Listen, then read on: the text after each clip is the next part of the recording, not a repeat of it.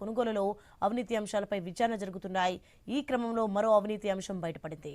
తిరుపతిలోని గోవిందరాజస్వామి వారి విమాన గోపురం పనుల్లో 50 కిలోల బంగారం మాయమైందనే ఆరోపణలు వినిపిస్తున్నాయి.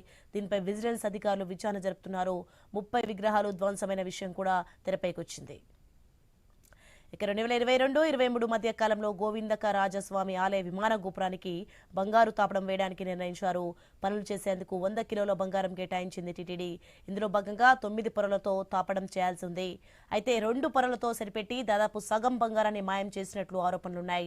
విమాన గోపురంపై 30 విగ్రహాలు ధ్వంసం చేసి ఆపై బంగారు తాపడం పనులు చేసినట్లు అప్పట్లోనే ఆరోపణలు వచ్చాయి. ఈ అంశాన్ని బయటకు రాకుండా నాటి పాలకులు జాగ్రత్త పడినట్లు తెలుస్తోంది.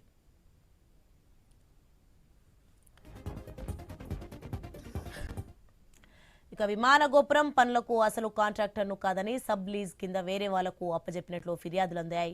ప్రస్తుతం ఈ అంశాలన్నింటిపై దేవస్థానం విజిలెన్స్ విభాగం విచారణ చేపట్టింది. అప్పటి ఫిర్యాదుదారుల నుంచి వివరాలు సేకరించడంలో నిమగ్నమైంది. దీంతో పాటు బంగారు తాపడం పనులు చేసిన కార్మికులను కూడా విచారించి ఎన్ని విగ్రహాలు ధ్వంసం చేశారు, బంగారం ఎంత వాడారు అనే అంశంపై ఆరా తీస్తోంది. రైట్, ఇదే అంశానికి సంబంధించి మరింత సమాచారం తిరుమల నుంచి మా ప్రతినిధి గోపి ఫోన్లలో మరింత సమాచారం అందిస్తారు. గోపి, మొత్తానికి తిరుపతిలోని గోవిందరాజస్వామి ఆలయంలో అక్రమాలు జరిగినట్టుగా తెలుస్తోంది. దీనికి some డీటెయిల్స్ ఏంటి?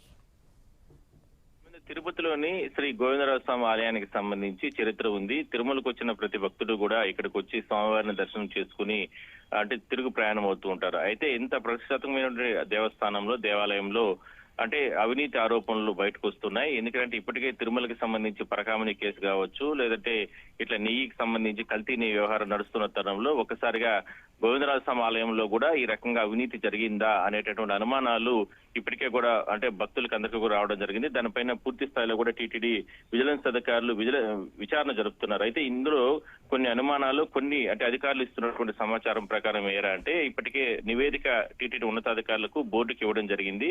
అయితే 2022-23లో ఏదైతే మహాగోపురానికి సంబంధించి పైన బంగారు తాపనం చేసే పనుల్లో సదరు కాంట్రాక్టర్ వేరే వ్యక్తికి కాంట్రాక్ట్ ఇచ్చిన సబ్ లీజ్ కింద ఇచ్చిన కారణంగా అతను దాదాపుగా ఒక 50 కిలోల బంగారాన్ని మాయం చేసినట్లు విజిలెన్స్ అధికారులు గుర్తించడం జరిగింది. ఇదే విషయాన్ని టీటీడీ బోర్డు కూడా తీసుకెళ్లడం జరిగింది. అయితే దీనిపైన పూర్తి స్థాయిలో విచారణ జరుపుతున్నారు. సదరు కాంట్రాక్టర్ కి అతను వేరే సబ్ లీజ్ కింద వేరే వాళ్ళకి ఎందుకు ఇచ్చారు, అయితే ఇంకా ఇదే జరిగిందా, ఇంకా ఏమైనా సరే జరిగాయా అనేటటువంటి అనుమానాలు భక్తులు ఉన్న నేపథ్యంలో దానిపైన పూర్తి స్థాయిలో దర్యాప్తు జరుపుతున్నారు. అయితే ఇప్పటికే గతంలో గోవిందరాజస్వామి ఆలయంలో కూడా కొన్ని రకాల తప్పులు జరిగాయి. అర్చకులు కావచ్చు, అక్కడ పనిచేస్తున్నటువంటి సిబ్బంది చేతివాటం ప్రదర్శించి బంగారు ఆభరణాలకు సంబంధించిన కూడా అప్పట్లో చోరీ చేసిన జరిగింది. ఇలాంటి ఘటనలన్నీ కూడా గోవిందరాజస్వామి ఆలయంలో గత 4-5 సంవత్సరాల్లో జరిగింది కాబట్టి దానిపైన కూడా పూర్తి స్థాయిలో విచారణ జరుపుతున్నారు. సో మొత్తం మీద మాత్రం ఒకసారిగా తిరుమల ఆలయంతో ప్రారంభమైనటువంటి ఈ ప్రక్షాళనకు సంబంధించి ఇప్పటికే